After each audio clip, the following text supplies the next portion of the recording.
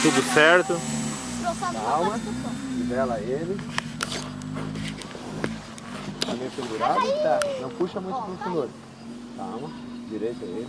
Vai com calma, tranquilidade. Vira a volta pra lá, não vem aqui por causa do fio. Isso, vai pra cima. Incrível, o Natan está conseguindo pilotar. É isso aí, ó. Calma, vai, vira pra lá, tranquilinho. Isso. Tá rodando, cara. Ô Natan, depois é eu, tá? Ó. Isso, tranquilo. Calma aí. Dá motor, dá motor. Vai mais pra cima. Isso. Então tá com freio de calda. Tá. Calma. Isso, calma, calma. Vai lá, pousa aqui. Tranquilo. Faz a volta. Cuidar da árvore lá, né? Isso aí. Tranquilo, tranquilo. Calma, calma. Isso, agora vem só no embalo. Tira o motor, tira o motor. Deixa ele vir, faz uma rampa de caída, deixa ele vir. Vem, vem, vem. Puxa, puxa, puxa. Isso. Saiu. Agora foi certinho.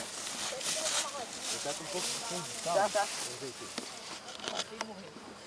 A última vez o cara Não, tá certinho, cara. Tá certinho.